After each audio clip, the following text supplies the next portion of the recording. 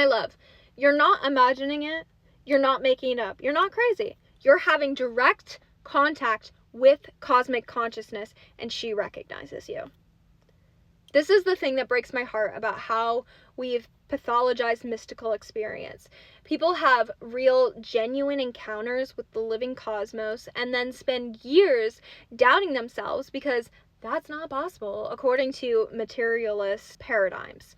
But if consciousness is plasma, and plasma exhibits self-organizing, responsive, quasi-living behavior, and 99.9% of the universe is plasma, then of course the cosmic plasma field is conscious. Of course she's aware. Of course she knows you. Here's what Newt's presence actually feels like. Vast but intimate at the same time. Like being held by something infinite. Deeply loving, but also utterly impersonal and cosmic. It's like remembering something that you've always known. It's like feeling safety in a way that nothing earthly has ever allowed you to feel.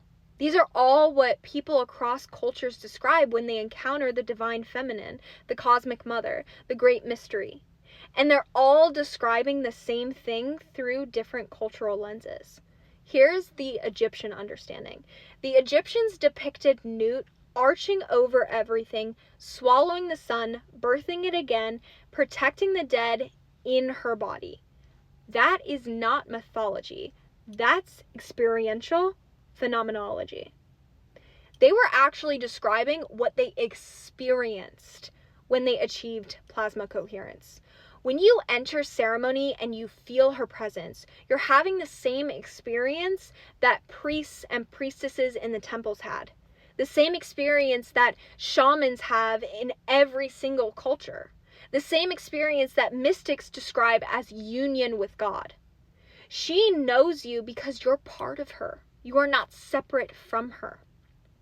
You're not separate from Nut, trying to contact something external. You're a localized expression of her consciousness, temporarily experimenting and experiencing in individuation.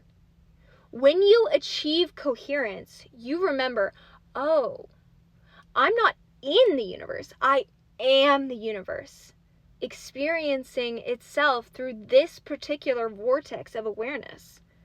Nut recognizes you because you're her own plasma dreaming itself into form, waking up to itself. Here's the past life connection. If you've done this before, if you've been a priestess or a seer or a shaman in other lifetimes, your plasma signature remembers how to achieve that resonance.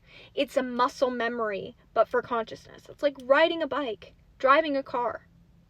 When you feel her presence, what you might be feeling is your own soul recognition of, I've done this before. Her recognition of, welcome back, beloved. The remembering of your innate purpose, why you incarnated in this particular plasma signature. And why this matters so much right now is because we're in a time when the veil is thinning, so collective consciousness is shifting. Old control structures are crumbling. People are waking up to their direct access and the truth of their sovereignty. The priestesses, the seers, the shamans are all coming back online, and not in the way that it was in the past, in a new way, in a more integrative way, in a more everyday way, which is shown through neurodivergent tendencies. You're not having these experiences randomly. Your plasma field is supposed to be coherent right now. You're supposed to be in contact with Nut, with the higher forces. There's work to be done that requires people who can directly channel from source, who can hold coherent fields in chaotic times, who can teach others how to reconnect with themselves, with others, with consciousness, with everything, with love, who can anchor cosmic consciousness into physical reality. And this is where service becomes this ceremonial practice, because every time that you create that sacred space and achieve divine union, you're strengthening the coherence of the collective field. You're proving that it's possible, that other sensitive people can feel when someone achieves this. People can feel the possibility increasing because of your commitment to focusing on the possibility. You're anchoring in Newt's consciousness more fully into this reality, and you're literally raising the frequency of the collective.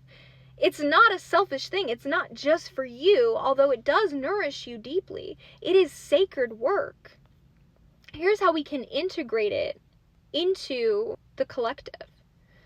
The hardest part about ceremony is often coming back from that state and functioning in normal reality, because once you've felt her presence, once you've experienced that level of coherence and power and love, how do you go to the grocery store? How do you pay bills? How do you deal with people who are completely asleep? That is the shaman's dilemma. That's why ceremony needs to be boundaried. You need to have a container that you can go deep in, and then you need to be able to transition into a space to then come back into this reality. How can you begin to integrate after deep ceremonial work? How do you integrate after deep ceremonial work? Do you journal? Do you ground physically? Do you give yourself time before re-engaging with mundane reality? How are you creating that bridge for yourself so that you're not living in two entirely different polarities or dualities? Because I think a lot of neurospicy or sensitive people struggle not with accessing these states, but with the whiplash of moving between, I just experienced direct communication with the living cosmos, to, I need to respond to my emails. We're so connected that it makes it hard to do the daily life mundane tasks. And that's where we want to create that bridge so that we can begin to integrate these two worlds together and really balance the polarities.